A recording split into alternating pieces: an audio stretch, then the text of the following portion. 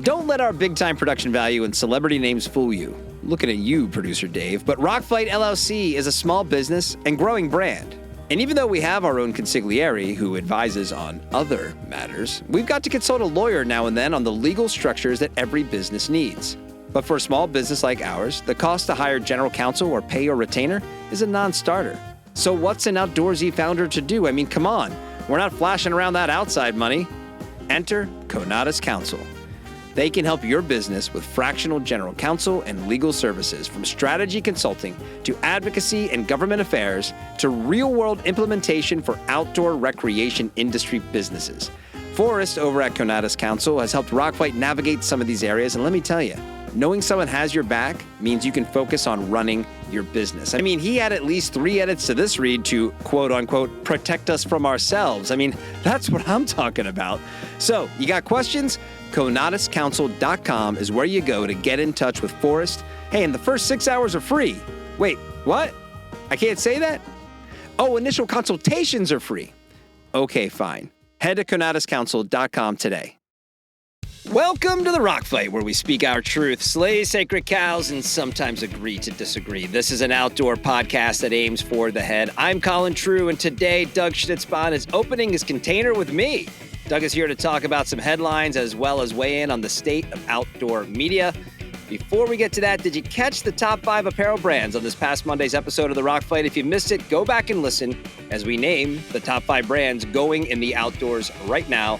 And lastly, are you heading to Switchback this June? If so, be sure to put the Rock Fight live on your agenda for Tuesday, June 17th at 5 o'clock in the Trailheads Theater. You'll get to hang out with myself and Shante, Owen, producer Dave. It's going to be the event of the summer at the event of the summer. Don't miss it, and stick around. We'll be right back.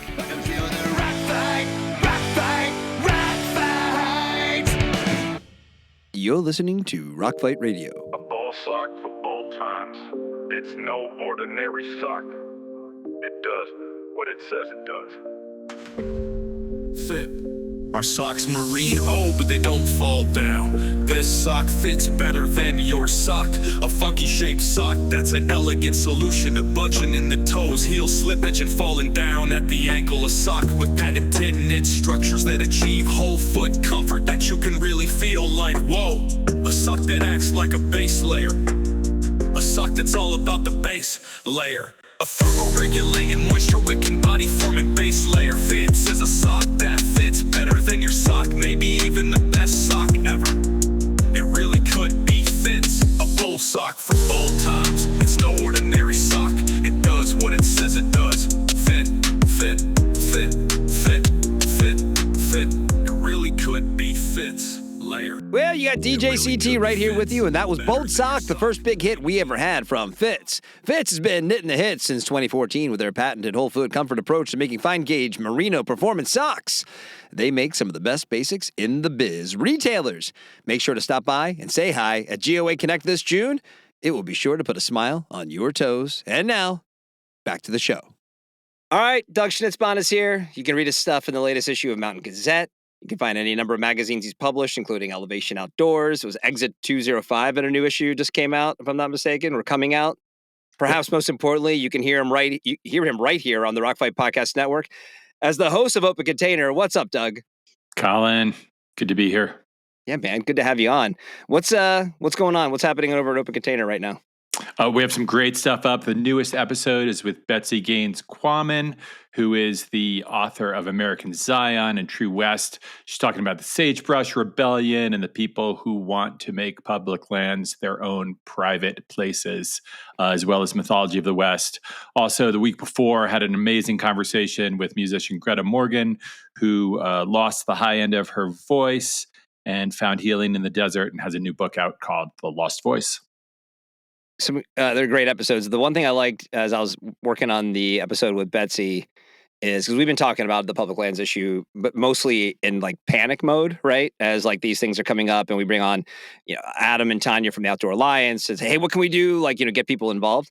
But the context around it and not like the history around it and sort of understanding this isn't just like an out of left field thing that like is happening now with the Republican-led Congress. This is like been in the works, right? Like this has been things that people have been talking about for decades, basically. It was really interesting to hear Betsy talk about that. Yeah, the whole sagebrush rebellion thing, taking away the public land, they really believe it is their right to do. Mike Lee in Utah thinks that it's like a feudal state.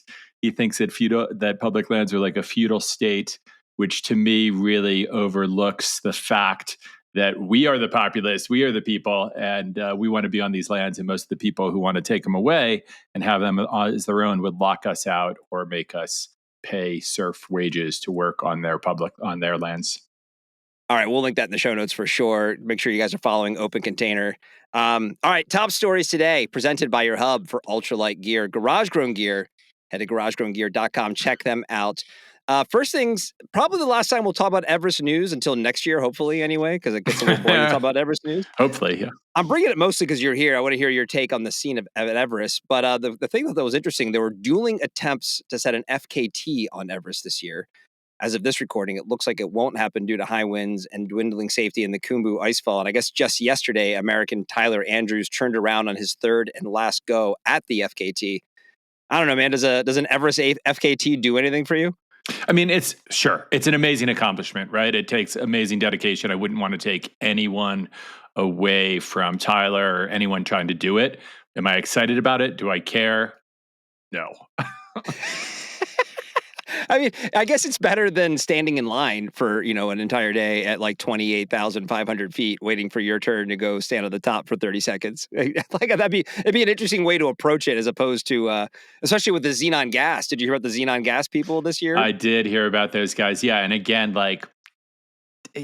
great. That's great that they figured out how to do this. But it seems, I've been reading the incredible book Into the Silence by Wade Davis, which goes through I can't recommend it enough, but it starts in World War I and really gets to the whole attempted ascent and loss of George Mallory on Everest. But it's deeper than that. And you read that book and you see these places as really aesthetic explorations, even though they were trying, they wanted to conquer the mountain, of course, but there was also a certain beauty and difficulty to it now. And it seems like in the present day, we're just racking up new ways to try to do it. The xenon gas being the, low point of that, I think really, how much can we modify our bodies to climb Everest faster? I don't know. The adventure always gets overlooked, I feel like now. I mean, like, you started coming up in outdoor journalism like during the heyday of Everest, right? Like late 90s when it was like that was like the thing to talk about and it was cool. And it was like I found inspiration in all the Everest and big climb stories to go like do winter climbs in like the White Mountains, New Hampshire, thinking like, oh my God, I want to get out in the mountains and kind of be like these people who are doing these big audacious things. I mean, when you look at it to where we are now versus where we were, are you surprised at how it's evolved? Is this kind of where you felt like it was always going to end up going? Sadly, I think yes. I mean, it's just going to become more and more of a paid experience, right? A kind of paid thing you can go and do, which is really sad. I mean, I think of, talk about when I was coming up, I think of Marco Siffredi, the French snowboarder who got to the top of the Hornbeam Couloir, was going to go down it and was never seen again. And despite his loss, there was something really brave and audacious about him just going out there and snowboarding it, and it seems and now it's a business more than ever, more than even in the Krakauer days. Which I think Shante and I talked about this a couple weeks ago. Like I find weird, right? Because if I'm gonna pay for like an outdoor trip, like I want to go on like a big like Kushi River trip. It's like let's do something really fun and like and I don't have to do the dishes. I'm gonna have like a guide service. Like that makes sense to me. It's like I'm paying. That's like a paid adventure vacation. If I'm gonna climb a big mountain, I want to earn that. I want to like go and put my time in and learn to climb and like I have the skills to like get to the summit and not just be dragged up, and paid $100,000 in order to do it. Yeah, and guides are incredible, right? Guides are amazing, and the work they do is amazing. Don't want to take any away from them either. But if I were to go do Everest, I'd want to do it with a group of friends because I believe for me, a lot of the climb would be the logistics too, and figuring it out with people I trust. I feel like that is the climb as well. I think that would be a different experience. I'd want to go do it and do the North Ridge, where Mallory disappeared and was later found. I would want to do something that really required relying on myself and the group of people I trusted to figure out the whole problem of the mountain. Now, on the other hand, I also think, going with a guide is one of the classic ways to climb in the mountains ever since people have been going up to the Sure. mountains. And I also think that for, Everest in particular, the Sherpa people, it really should be their mountain. So, much like something like Kilimanjaro, maybe we should get to a point where you can only go if you're, with Sherpa guides or with people whose mountain it really should belong to. Yeah, I guess anybody, any locals in Nepal right now want me to shut up, right? Because like this is how their economy is fueled basically by, you know, the people who come to pay to be taken up the mountain. I mean, did you ever have any aspirations to go Oh, climb in the absolutely. Himalayas? I'd still want to go. Yeah, I mean, I would love to do it, but again, I'd like to do something. Maybe I'd go do Broad Peak with a group of people I trusted, or do something, where I felt confident we could figure it out as a group and wouldn't have to be paying someone to drag us up there. But that's my opinion. I don't want to take away from anyone, who wants to do things another way. I think it's just another example though of how, Eric Larson and I talked about this on Open Container. The planet's just shrinking faster and faster, and our access Yeah. to wild places, and I think this comes up with the sagebrush rebellion people too in public lands. I mean, they're still living back in the past 50 to 100 years ago when, you could have this space, you could do whatever you wanted with it. And now there's just so much pressure with so many people, and you can be online anywhere. And it's just, the world's different now. All right, our first story, brought to you by Garage Grown Gear, who is your go-to hub for ultralight backpacking gear from the coolest and small ultralight brands out there. Did you know they have new gear arriving each and every week? New lately is a new hearty freeze-dried backpacking meal called the Trail Goods Company. New colorful hoodies from the small maker Sam Bob, and the lightest certified ice axe in the world. Speaking of climbing big mountains, you want to get the lightest certified ice axe in the world, go to garagegrowngear.com via the link in the show notes. That's quite a combo. You get, small batch apparel, backpacking meals from Trail Goods. I've never tried those. And then a light axe. You can get it all. Garage Grown Gear. All right. Well, our next story is presented by Oboes, who loves hiking. And as the Cupid of the outdoors, Oboes wants you to love hiking just as much as they do.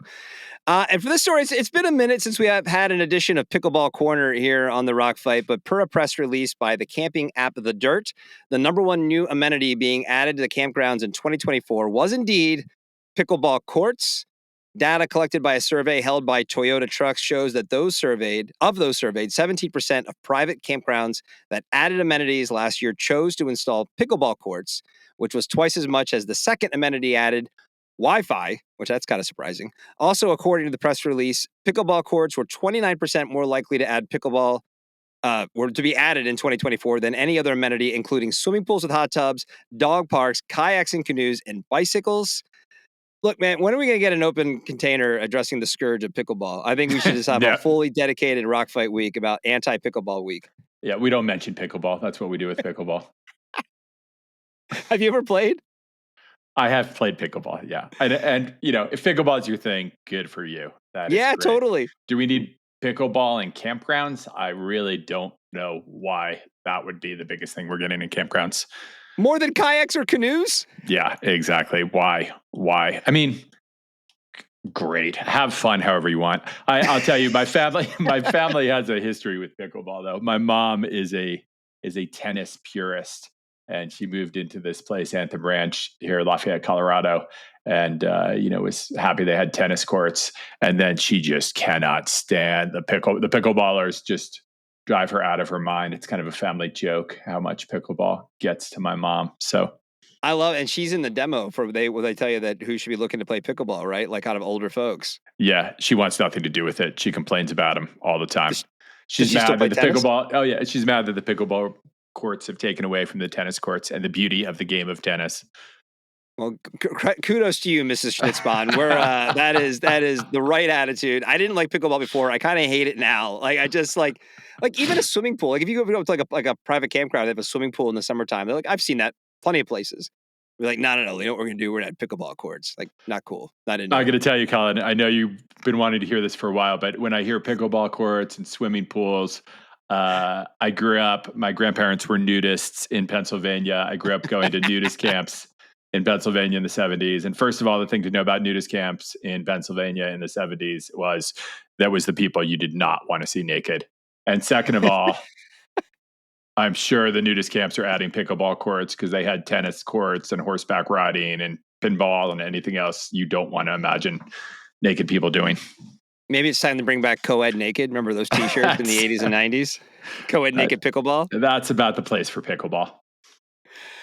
Wait, you grew up going to nudist camps? And they have kids programs? I mean, like, what was going on? This sounds a little shady, if I'm being honest. God bless the people who are nudists, but it wasn't a fun place to be a kid. That's amazing. I appreciate the nudists for who they are. As I said, most of them you really would not want to see naked. So I concede that this is probably a losing gripe on my part, just like gripes that Crocs has been over the course of the last 20 years. I've conceded I've lost that battle. I still think they make you look like a dumbass when you're wearing them, but obviously, like, billions of dollars can't be wrong. So with all the new pickleball places opening up, including at campgrounds, I get it, but man, I still don't like it. So maybe it'll come out with a Crocs for pickleball, a pickleball sole on your Crocs. I think it might have. I feel like we may have already talked about it. If it hasn't, it will. I'm sure that's in the works. The Hey Dudes Crocs crossover, that's all pickleball focused. Like, that is like, a nightmare, but it's coming. But you know what I do like? What was that? Remember that beach game that was just a paddle? It was just a paddle and a ball. You'd play that on the beach. Now that's a good game. That's hard. That was a fun one. I did see a thing. Apparently, it was some Instagram reels or something like that. But it was like a clinic, like an orthopedic clinic, and they're saying that the number one cause of injury for like ankles in that clinic was pickleball. Again, if people are getting active, if they love it, I don't want to take that away from them. But I don't want to see them play naked either. Today's episode of The Rock Fight, presented by Oboes, who wants to share their love of hiking. We want to help them by uncovering all the different ways we love to take the long walk, including the following reasons. Number one this week, campfire plus beer. Well, that equals instant philosopher. You're down with that. You're a Zen guy. You're into the Buddhist mantras. Is campfire and beer? Does that work that way? There might be another substance involved there too. I'm not sure. Number two, you can finally wear that bandana you bought in 2014. Really? Well, if you're out hiking, sure. Everyone needs a bandana. That was I remember like working in like retail and then outdoor retail in the 90s. You have like the stack of like 3 bandanas. Like everyone would always buy them. I don't know what anybody ever did with them, but I feel like that was the thing. The bandana is back? If not, they should be. They never should have left. Number 3, mosquitoes. Hey, they keep you humble. That's true, actually. God, man, how many times do you like this? I so often will be not expecting the mosquitoes when I'm in the most obvious place for mosquitoes, right? Oh, they come out. They're incredibly good way to ruin a good day. Here's a Buddhist philosophy for you. There's one of my favorite haikus by Kobayashi Isa. Goes like this: all the time I pray to Buddha, I can't stop killing mosquitoes. It's kind of a merge of the spiritual and the real world there, right? That's life. Yeah. That's life. That's how it is. That's a good summation. Number 4, hiking means the Bridger boot collection. The Bridger Ridge is here to help you smooth out the rough trails in front of you with enhanced stability and protection. The Bridger Ridge is Oboes' first boot with Gore-Tex. So bring on the smiles and the miles in the Bridger Ridge. And if you find yourself near Hadley, Massachusetts, or Keene, New Hampshire this summer, pop into Sam's Outdoor Outfitters. You can get your own pair of Oboes Bridger Ridges. I've been to both those locations. Great stores. Dude. Love Keene. Love that area. Mount Monadnock nearby. Yeah. Not far. Pack Monadnock a little further to the east. This hiking appreciation moment is brought to you by Oboes of Bozeman, Montana, certified B Corp, 6 million tree planter, and inhabitant of the greater Yellowstone ecosystem. Oboes is the maker of premium quality footwear for the trail and the Cupid to the outdoor world. Oboes love hiking. All right, our main story today is presented by Lems Footwear, who's looking for retailers to come say hi and see what Lems can offer their shoe wall when they exhibit at Switchback next month. And for those of you who may not be familiar, like we said at the top, Doug, you've been working in outdoor media since, the 1990s, right? I mean, kind of got your start back in the heyday. You've operated all sorts of capacities, writer, editor, publisher, and you've worked on the community side of things as well as the industry side of things. I think last time you were on, we were talking about Bob Woodward and Snooze, and so you've definitely been across the spectrum here. So the point is, if you ever want to dig into what's happening in outdoor media, Doug's the guy to talk to. So let's just start broadly as we kind of start. I want to take a peek at outdoor media in general today with you here. So when you look back over your career, how do you summarize like where things sit today compared to where you started? I think where I started, I just missed the super glory days, right? I just was at the end of that. I got into outdoor, I got into the idea that I could write for magazines and travel around the world because of my buddy, Mike Finkel, who was writing this Alpine Circus column for Skiing Magazine. He was going off to ski Iran, China, all over the world. He kind of pioneered this idea of like adventure skiing in these faraway places and had this incredible charisma and ability to talk to people all over the world and connect with them. And it's about the same time that the Crack Hour, Thin Air came out. Mark Bryant was at Outside. I think Outside was at its peak of this place of incredible, like fun adventure, storytelling, the world being open. And you got paid well for it at that time too, right? So that was just an incredible time to be there. And there were so many outlets, so many ways to do it. I first tried, I first tried getting in. I was living in Rome, and I was traveling to Corsica, and Corsica is an incredible destination. And I was trying to write about Corsica for National Geographic Adventure. For my friend Michael Frank was an editor there. He wasn't my friend at the time, but I contacted him and he wanted me to write this story. I was all excited that my career was going to take off when I wrote this big Nat Geo adventure story about Corsica. And I kept emailing him and calling him, and he was like, "Yeah, just we're going to do it. We're going to do it. We got a big Europe package coming up." And it's just like, just chill out. And then finally I emailed him one time and I got this email back. It's like, "I am no longer at National Geographic Adventure. I am now moving to Forbes for vehicles editing." And I was like, "Oh my God." Uh, and it said, "Please That's the contact." gig, though, right? Isn't that part of the gig? Yeah. And it said, "Please contact Jerry Bielenson, to continue." And I sent Jerry messages and phone calls and never heard from him. Later became friends with him, however. But Did that's you ever kind get of the to way write it that worked. story? I never got to write that story, unfortunately. I did write about Corsica for some. There was a startup, there was also all these crazy startup websites at the time I worked for, like Yeah. in 2000, 2001, maybe. One was called followtherabbit.com, and it was like this I travel missed that site. one. Yeah, yeah. And there was another one called Soul Gear. I wrote for this website called Soul Gear. That was a startup one. This guy, Scott Banerjee, I don't know what happened to those guys at all. It just kind of disappeared. But there were those opportunities then you were able to get in on. Well, and then one day we're gonna do the oral history on rockfight.co of the Hooked on the Outdoors And with then there was Hooked on you the and Drew Outdoors. Simmons. We got to go deep on that. There's a lot of stories that we need to tell, but we don't have time for that today. The But beautiful rise and quick downfall of Hooked on the Outdoors. Yes. well, so sitting from where I sat, where I was in the industry, but on the brand and retail side, and everything you're saying like lines up with how, like, as the person experiencing those things, right? Like, just it was like a companion to like, fuel wanting to go out and do more things, right? Kind of our conversation about Everest, of like reading all those media pieces, all the things happening, and it was still pretty new and fresh. Even though I understand what you're saying about it was a little maybe just past when it was really original, but it was still, there was still a pretty small community of people who were Yeah. going to do these things. Oh, yeah. And Yeah. so it was such an important part. I still credit. I'm reading an article about the Middle Fork of the Salmon River and Backpacker. It was a rafting trip Oh, yeah. description in Backpacker, but it was just this thing of like, I'm like, this is before I even moved to New England. I'm in Pennsylvania, going, you can do that? Like, that's a thing, like, didn't even occur to me that that could be a thing. And I remember that is stuck in my head as something that kind of helped form me. And then you fast forward today, and it's just radically different. And look, I understand, like, media in general has undergone incredible shifts and changes. That's well documented, and that's across the board. But when you talk about just a category that is so primed for such interesting things to talk about and growth opportunities for just being a human as well as just fun, you'd think I don't know. It kind of shocks me sometimes when I think about how it is today versus how it was then. Yeah, it's sad. I mean, I think what happened is, I think magazines and publishing, all that stuff was still in its heyday. Print was in its heyday, in the 2000s still for a while. And Yeah. really the problem was, I don't know if it was a problem, if it was even solvable, that, the online stuff was just kind of pushed to the side.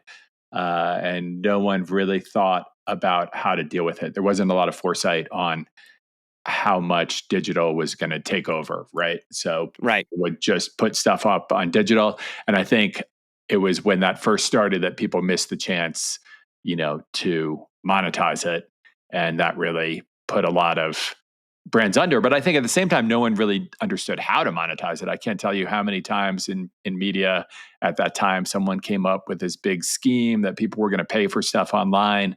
And the truth of the matter is, the way the internet started, the beauty of it was this free and open resource. So the idea that you were going to get people to pay for anything online at its very start was sort of broken. Right. That's not what people were there for.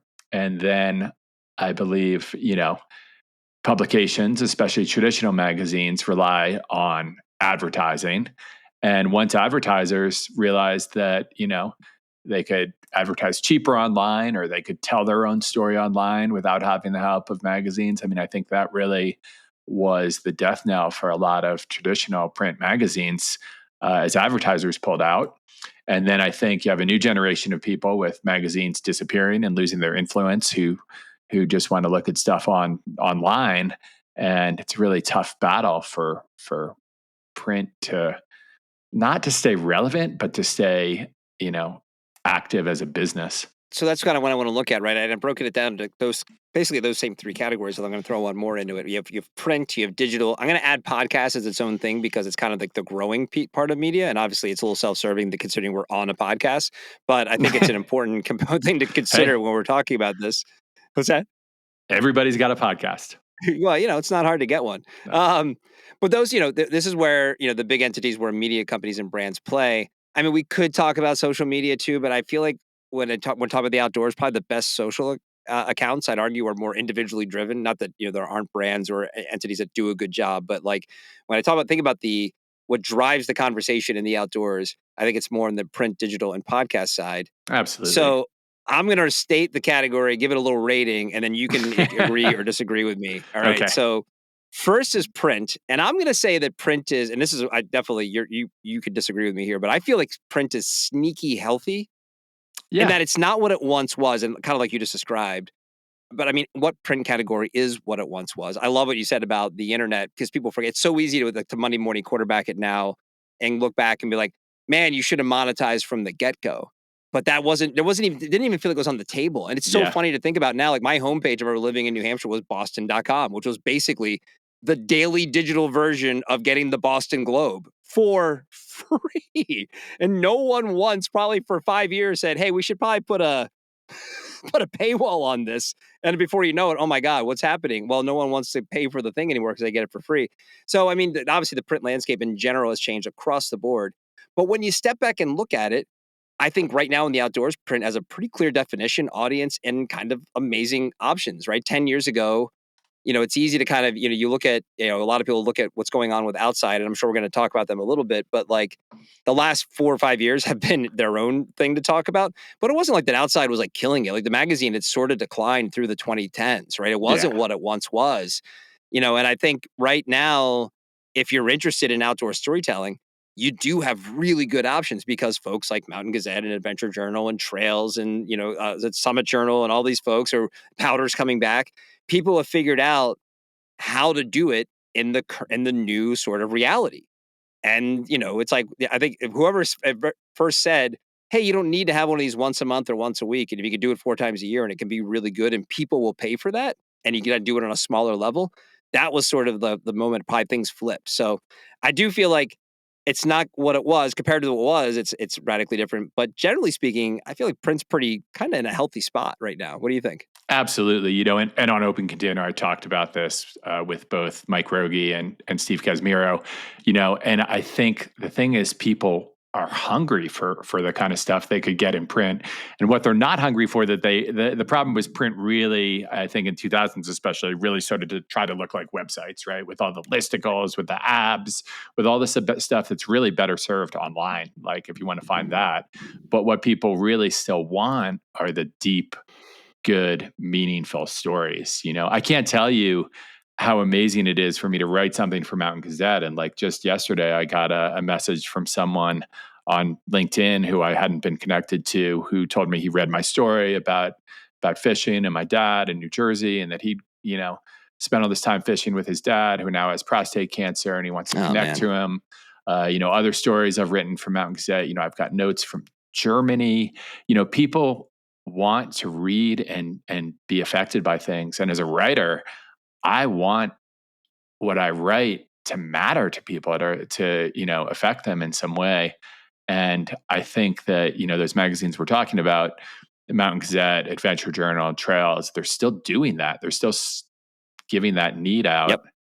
And I think that, I think it's a myth too that young people don't want that.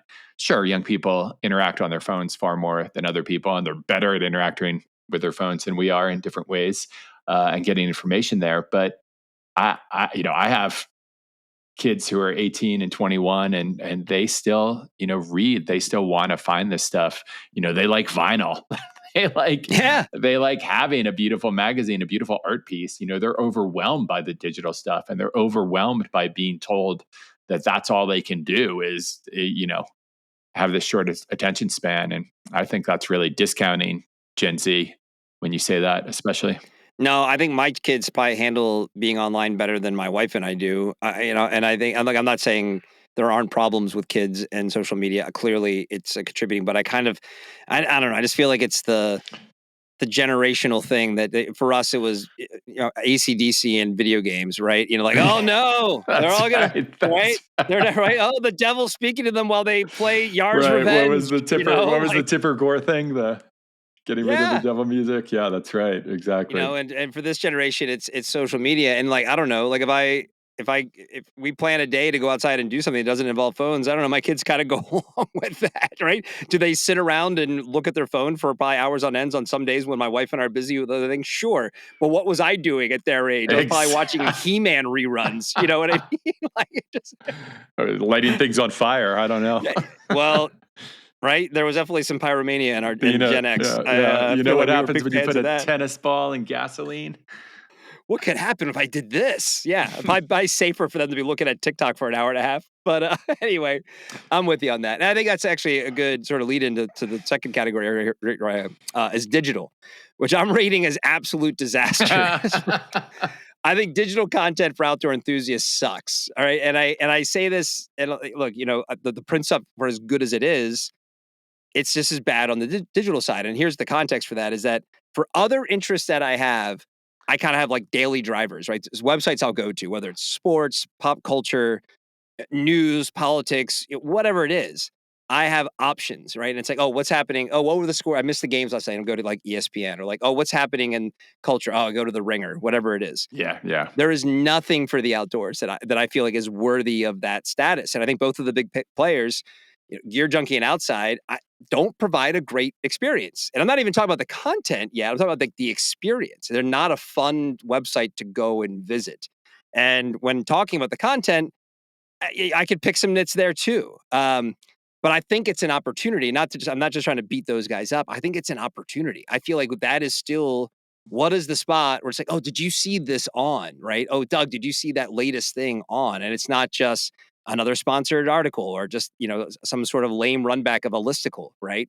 I think that's an opportunity. What do you think about the digital side? Yeah, I think it's still a really tough space to compete in, right? Because how are you going to drive digital traffic? Always seems to be the problem when people talk about media finding this way to do it. People want it paid. They want like a paid membership, and people don't want to pay. Unless it's the New York Times maybe or something really good, right? So they're not going to do that. And how do you drive people to content? I mean, I think digital. For news, for breaking news, you'll still go and read those stories if you want them, but it's really hard to get people to go to just pure digital content. As you say, you just have those couple of websites you go to, and your attention span's about that.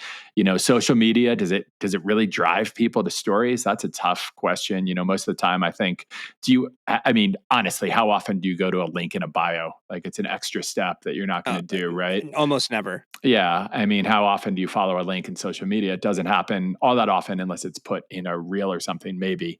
For our podcast, of course, people are going to go to those, but they should. I think it's just hard to get people to go to digital. Yeah. And you're right. I'm not sure where the news is coming from. I'm not sure, I think it speaks to it's a national problem too, right? Where are people getting their news? They're just getting what they want to hear from their own little community. That's true.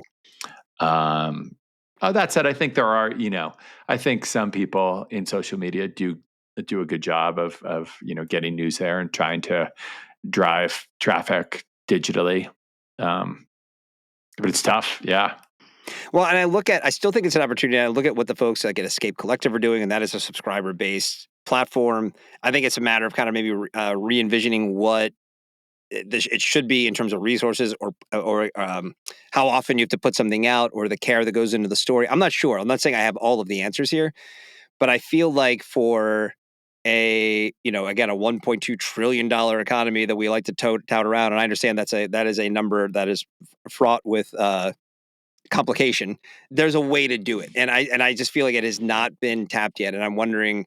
I think it's being held back by the nervousness around saying the wrong thing or people not wanting to have an opinion or just kind of go the more basic route of like there's these sort of guardrails that have been put in place that didn't used to exist back in the time when you were describing earlier back in the 90s, right? It was just like, it was a little more open to kind of talk about stuff and take a risk and not worry about like someone disagreeing with you. It just feels like everything that kind of gets published now has to have like a 98% universal acceptance rate, right? In order to make it on some of these bigger platforms, to kind of make it out into the universe. Yeah. And I think that's really holding it back.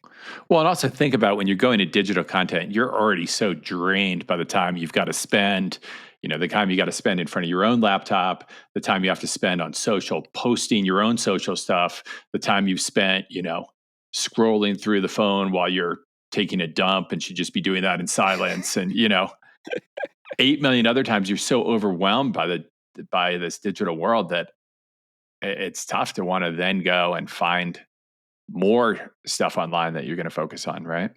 Yeah. Next one is podcasts. All right. So, I'm going to rate that on the rise. I'm not going to pump our tires too much. I think pods are in a similar position as digital, and you can make the argument that they're part of digital.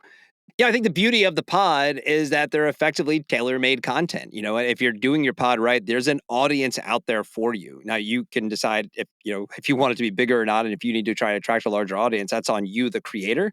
But outdoor pods, I think there's an issue right now. It's still kind of like amateur hour, right? I think most individuals making it's mostly individuals making podcasts, which is part of what makes podcasts interesting. But it also continues to be an opportunity. And I still think that, and I look at the sort of underserved nature of the category, I think pods are going to, I think that's exactly what we're trying to prove here at Rockfight, right? That we're trying to kind of create a network and sort of like step into that place and like fill that void with interesting voices that frankly, like I look about you and Shante and Justin and people we brought on the pod from the outdoor media world. I feel like you guys are the most interesting voices out there that have largely just been held at arm's length and say, hey, write us another listicle for a long time. And I think that's where the podcast can really make a difference. Yeah, I think it's a tough one. We got to be careful because we don't want to pump ourselves up too much. But I would say, like I was saying before, I think people are so tired of all the, using their eyeballs, right? I've got to look at all these screens or whatever. So it does seem that podcasts are really popular with people. I am really impressed and surprised by how much feedback Open Container's getting, how much I hear about how I was joking around on Rockfight the other day, and I might have said something that sounded bad for my buddy Chris Denny, who's an amazing person and just incredible. And he was like, "Oh, I can't believe you said that." I was like, "Oh, it's just a joke." But these, Rockfight carries a lot of weight in the outdoor world now. Not to pump us up too much, but that's just what I'm hearing. And I think a lot of it comes from that exhaustion, right? That people are so tired of reading these things. A podcast is great to just put on and relax to almost, or drive to, or whatever. I think if you look at outdoor podcasts, I still think that a Normocast and I think Dirtbag Diaries, Fitz K. Hall have just been, just been doing such an incredible job for so long and have such a great dedicated audience and really, really know how to do it and get people involved. And I think there's a lot of, I'm excited to be working in podcasts. I'm excited to be working in a medium where I feel like people are listening and tuning in and being affected by it. Because that's what you want as a media person, creator, writer, whatever we are. But again, to kind of turn it around, I don't think we're doing enough either. I think this might be the category that can grow the most in the next 10 years, right? For the outdoors. I don't know, but I just, it is when I look at what others are doing, I think more could be done. And I'm almost like welcoming competition. So I guess there's where the self-serving part ends, where I'm not just saying, hey, we're doing it the best and you don't listen to what we're doing. It's like there's room for more. Right. And it's like, because everybody wants something different from the pods they listen to. I guarantee you there are plenty of people out there who hate the rock fight. And that's a good thing, right? It shouldn't be for everybody. So anyway, I just think that's something that I think that is maybe the highest upside of the things that are going on right now in outdoor media. Yeah, and I think there's some people, I think that you could still do a really good niche podcast too, or individual podcast. I know Heck there's Taryn O'Donnell who follows us a lot. She's got her Tearing It Up podcast where she talks to women. She does such a great job, with that. So, and she's doing that on her own. I think there's really a lot of great voices out there that are being heard. Rick Sayes has been doing his thing for Rick a long Sayes, time now yeah, too, exactly. right? Yeah. So you don't have to be, I think it does serve the, that anyone can start doing it and be effective is really amazing. Well, second nature. I think those guys, what they do, like they call themselves an industry podcast too, but I think they talk about stuff in the industry that's different than what we talk about in the industry. And that's a perfect example right there. It's like, there's no reason, I love that they exist. It kind of validates what we do because it's, it's like, hey, more people are interested in listening to outdoor industry stuff. I think what you're doing on Open Container is interesting. And just stay tuned, everybody, for Shantae's podcast, which is coming, which is going to blow us all out of the water. Shantae's it is going to be popular, as you can tell, since she's already beating us with her list of big cities as best outdoor towns. This makes me so mad. What's wrong with the Rock Fight listeners? Like, how's Shantae in the lead with our outdoor town draft? I mean, I thought you for sure. Like, Sean, she's got New York on there. There's no way Shantae's gonna win. I think we might have split the core vote, and she got the city slickers. We'll probably wrap up the voting for that later this week. But I don't know. Maybe one of us can rally. Anybody out there who hasn't voted yet, go vote for the outdoor town draft. So Doug or I can win. But I guess to wrap this up, I don't know. I kind of look at this as I think this does come back to we need to toughen up a little bit. I think this is where we don't look at ourselves in the outdoor industry and community the same way other categories do, where we face discourse with trepidation as opposed to, hey, criticism is normal. And we are talking about an industry that's worth a lot of money. And it's like, at some point it does come down to that. It's not, we act like we're doing everything for free a lot of times in the way we talk about things and cover things and our feelings get hurt or whatever it is. It's like, look, we can be passionate and critical. And I think that is something that is missing in the outdoor space. I think that would benefit us to kind of level up a little bit in the approach to how all these things are covered. That's sort of my 2 cents about where the outdoor media scene is right now. Yeah, and it's even more important than ever that we need to get our voices out there. I mean, it feels like, there's an attack just not on public lands, but on the whole outdoor industry where tariffs are, threatening to wipe out all these small businesses. Public land sales are threatening to take away the places we rely on. The lack of centralized, trade shows is taking away the way we gather. So this whole thing that used to be this cohesive industry is really spread out thin now. So it's really more important than ever that we have a lot of voices that get together and talk about, issues that matter to us in different ways. Well, there you go. We solved it. We solved outdoor media today. And I would say, one other thing I'd say too is, we're pumping our own tires on the podcast thing, but there's a reason I'm here because I feel the excitement. I feel like podcasts are exciting. I feel like it's a new form, a form that does what I want to do as a media creator, to use that word. But I want to, I want to reach people. I want what I'm saying to resonate with them. I want to connect with them. I want to bring up issues. And it really feels like a great platform to do it right now. And that's why I'm here. We love having you, buddy. So glad you're here. All right, well, big things are coming this fall at LEMS. LEMS is excited to launch a fresh lineup, including a special Vibram collaboration featuring their all-new tactical boot, the Summit Boot Pro, and Chelsea Boot Pro, all built on rugged Vibram outsoles for next-level performance. Come check them out in person at Switchback in Nashville, June 17th to the 18th. Swing by their booth, meet the team, and get a first look at what's ahead. Especially you retail buyers, go see what LEMS has going on. The fit on the LEMS shoes is spectacular. And then in the meantime, you can explore more at lemsshoes.com. It's time for a party shot. All right, for my parting shot, we're gonna instead of being all kind of like, I don't know what we were just doing on outdoor media, I'm gonna piss some people off because trade show season is upon us. So over the coming weeks, brands, retailers, and media members and conservation groups are going to be gathering at places like GOA Connect, regional rep shows, outdoor retailers, Switchback, etc. So for my parting shot, I'd like to tell all those people listening who will be heading to those places that you don't need to dress like you're going out on an adventure. I understand the want and need to present to the public as an outdoorsy person. It's cool when I'm in an airport or somewhere else and I spot someone wearing like a plaid button-down shirt and like a 5-panel flat brim hat and a pair of chacos, and I can look at them and say, hey, there's one of my people. I know what that person's all about. But when you're at an outdoor event, we know you're part of the tribe, so you can relax and dress like a normal person. You can put on a pair of Chucks or some Vans, right? Wear some pants or shorts made from cotton, Maybe a solid black t-shirt. Concert t-shirts. Cotton, yeah. Burn Brody, Casimiro, Shannon Walton. We also used to do that at OR, like have your concert t-shirt day. Concert tees, great one. Wear your concert tee. It's your chance to go nuts. I just have always found it funny when I walk into a trade show hall that is half filled with folks that look like they're dressed for their first day on a river trip. So embrace the normal, outdoor folks. Trade show season is the one time a year when we can all do that. And that's my parting shot. I refuse to wear outdoor shoes to a trade show. No way. Oh, I'm wearing my Chuck Taylors or something else. Docks. We'll see you there in Docks. Yes. Actually, that should be required for all Rock Fight personnel. Got to wear your Doc Martens. This is my daughter's thing, is outdoor goth.